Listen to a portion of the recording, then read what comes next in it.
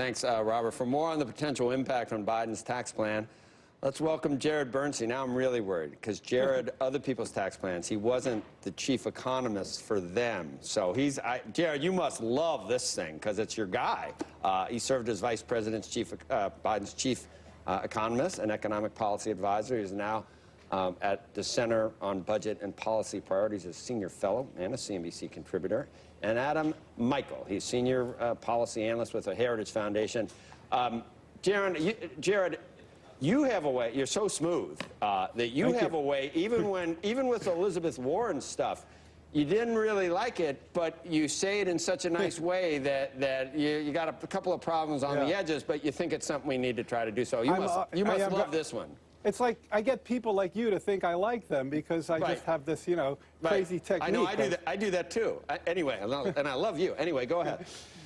Look, this is a plan that raises, as you just heard, over $3 trillion in revenue over 10 years, and it does so highly progressively, with the exception of the SALT cap repeal. And I'm glad Robert had that. That didn't come out until late yesterday. So that kind of goes the other way. But if you look at the amount of revenues proposed by the other candidates, Biden's low relative to even Buttigieg. I mean, Buttigieg is at $7 trillion over 10, and of course, Warren and Sanders are up around 30. So look, I mean, if a Democrat gets elected, they're going to try to raise taxes, and they're going to try to raise them on the high end, and that really is going to be the case no matter who wins. And now we have a whole continuum of plans from those that raise, as we've said, 3 up to 10 times that amount of revenue. So that's what we're looking at in terms of the scope. All right, Adam. I think this plan is anything but moderate. It shows how far left the progressive Elizabeth Warrens and Bernie Sanders have dragged the center of the Democratic Party. The plan that the vice president put out, it raises dramatically taxes on 8 existing taxes, adds 2 new taxes to the mix.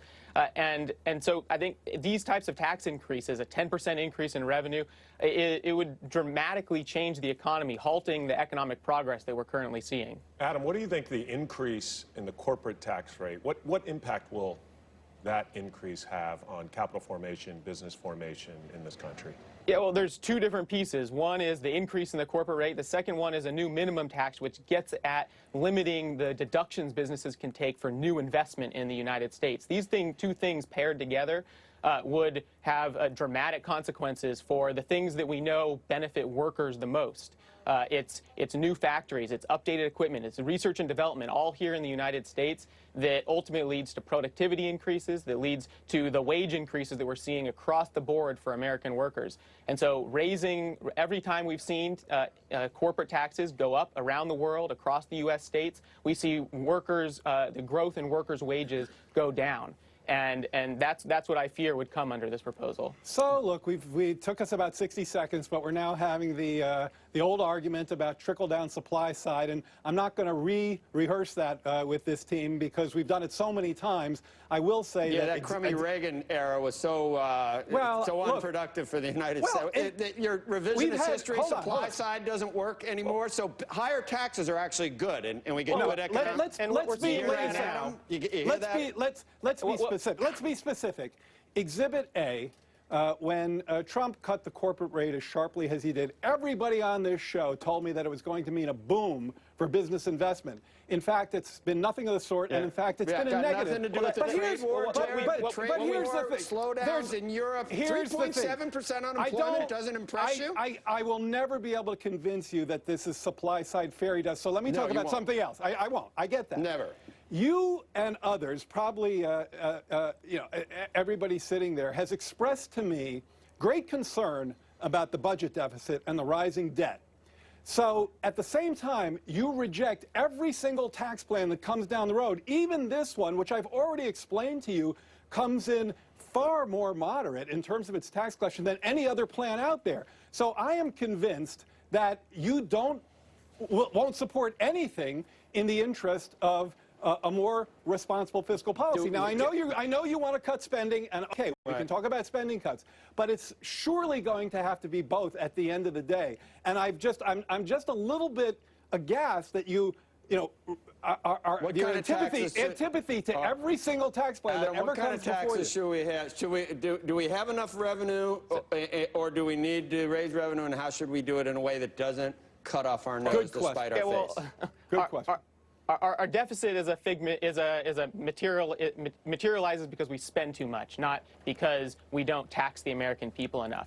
I think it's worth noting that the plan that the vice president put out covers new spending. It doesn't cover the $1 trillion deficit that continues to grow going out into the future. So we still have deficits to contend with in whatever universe you're talking about. But I think it's important to go back to what's happening in the economy right now under a deregulatory environment after the tax cuts that were passed. We're seeing wage increases across the board for American workers, and these aren't just wage increases that are going to CEOs and other executives. We're seeing some of the largest wage gains for low-income Americans. We're seeing jobs being added. That's not from the tax cuts. That's from the cash for clunkers that we did in the Obama era. How'd you know that? Look, I just want to underscore one point here.